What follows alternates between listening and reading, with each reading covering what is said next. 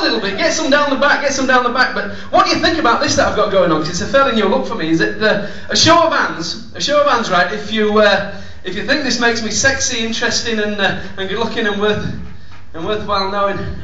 Hands up if you think that this makes me look like a fat Greg Murphy. Oh, okay, I got you. Greg will thank you for that, by the way. His lot in life now is knowing that he's a skinny version of Baz Woodcock. Yeah, you've just crucified a Kiwi icon. Sleep on that one, yes. I actually do drive a Holden, so me and Greg do have something else in common apart from his wife.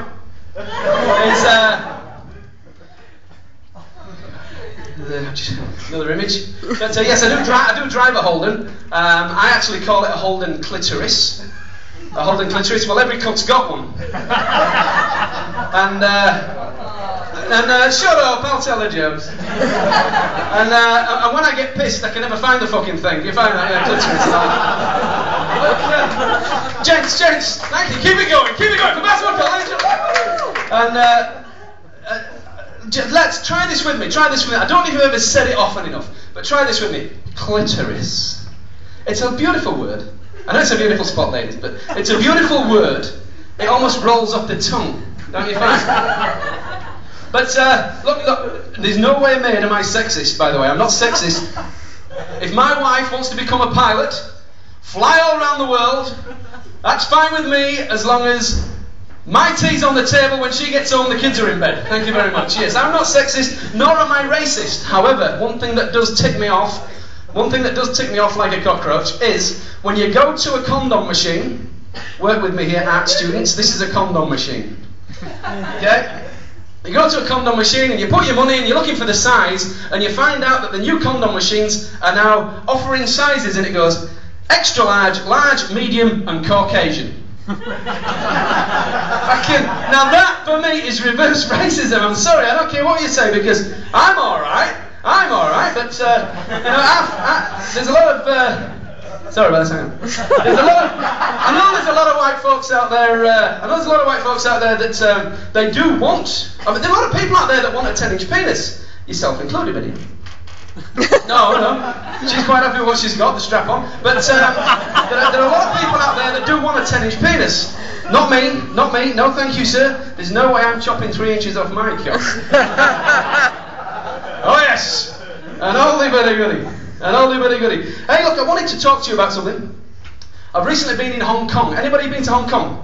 On holiday or travelling? Isn't it a beautiful place? It's absolutely fabulous. Don't go with your wife. Do not go with anybody that cares for you deeply, in a sexual sense, to Hong Kong, especially those clubs.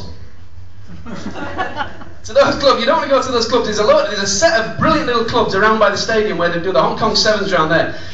And these clubs are just brilliant. But let me just tell you, when we got to Hong Kong, we went to this beautiful restaurant, and we sat down, and it was a table just like this. So art students, remember, this is a Hong Kong restaurant, and we're here we are, here I am.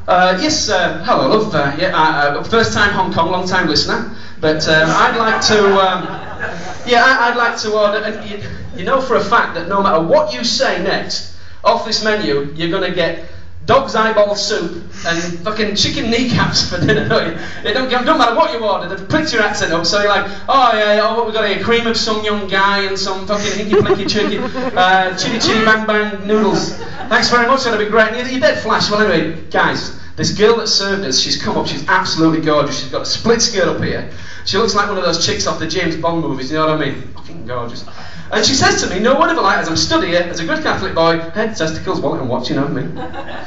She goes, you want fuck with meal? Kowloon Bay, I love you, here I am, I'm buying a t-shirt, Hard Rock Cafe, it's coming off the wall. Want fuck with meal? I thought, this is superb, well the wife's right in front of me. And I'm giving it, well we don't want to offend them, you know, it might be a custom, you never know. And she goes, oh, you're from England? I said, yes I am, thank you very much, but don't let that stop your last request from becoming my fantasy. She goes, no, you want fuck or chopstick with meal? A fucking fork! A fork or chopstick? Oh, yeah, I'll have a fork with a meal, that's great, thanks very much, but it wasn't until I realised that the next course was soup, I wish I'd have gone for the chopsticks and then just played hard to get, you know what I mean? Think about it. Okay, anybody out there got kids? Kids? Yep, brilliant. We've got a young fella, 4-year-old, cheeky little beautiful little thing, is apple of my eye. And we've had to book him into kindergarten recently, so those that got kids under 5 will know about this. You have to now fill a form in, thanks to Susan Madbitch, probably, or her predecessor, all this political correctness. Talk about the oxymoron to beat oxymorons, eh? Political correctness. Contradiction in terms, it's like military intelligence or a light night, isn't it? But we had to fill a form, and I'm filling this form and it says, state which people you would like to be here to pick your kids up. So I thought that's a fair enough question, you know. Me, the wife, the next door neighbours, the in-laws, anybody that happens to be passing our house on the way home, you know, the normal stuff. But then the section underneath it, excuse me, I understand like it. Please specify specifically who you do not want to pick your kids up. Who you do not want. I thought, well, that's fair enough, so I put Gary Glitter, Len Fairclough, the guy from the Christian Heritage. You know, it's a PC world. It's a PC world, and I don't know who was here a couple of weeks ago when I was talking about PC nursery rhymes, but I'm going to talk to you about it again. What sort of world are we living in when you can't tell a nursery rhyme because PC gets in the way? Bollocks, I say. Tell the nursery rhymes. If Sue Bradford gets her way, and the other twat that's got in the way now, he's just been in the news today, and he's given it, oh yes, I support Sue Bradford because she looks after my kids and she's on the list for picking my kids up at kindergarten. We're not going to be able to tell our kids normal fairy tales, are we? Snow White and the Seven Dwarfs? Snow White and the Seven Dwarfs, you're not going to be able to tell them. No. Snow European and her 7 vertically challenged life partners is the story you'll be telling, my friends. Brothers Grimm will be spinning independently in their graves. You know, the 3 visually impaired mice is a nursery rhyme you'll be telling your friend. The duckling whose looks have significant room for improvement. You're not going to be able to tell that sort of story. Political correctness, it's all to cock, I tell you what.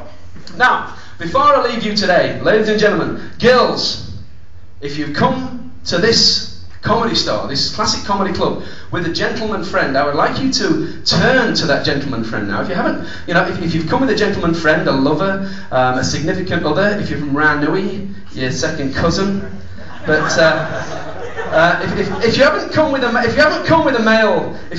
male counterpart, shall we say, try and cast your eyes in the direction of a man that hasn't come with a female partner, because I'd like every girl in here to look at a man's face while I talk about this next statement, while I will actually give this next statement, and thank God it's my parting statement because I've got not much left after this. Ladies, look at a man right now, please. Stop looking at me, because I'm going to say this. Look at a man in his eyes right now. Ladies, there is not a man in your life, nay, in this room, that has ever not tried to put his own willy in his mouth. There. Look at the faces going on there. It's superb. You couldn't buy that reaction. There is not a man in this room that hasn't tried to give himself a blowjob. Fact. Marilyn Manson, on his own, is the only man girl that can do this. But as a parting shot, ladies and gentlemen, girls, you've come with a man who loves you very much, whether he be family or foe. But girls, look at that man again as I leave you tonight, knowing, had he succeeded, would you be here tonight? Thank you very much. Baz Woodcock, you've been fabulous. Good night.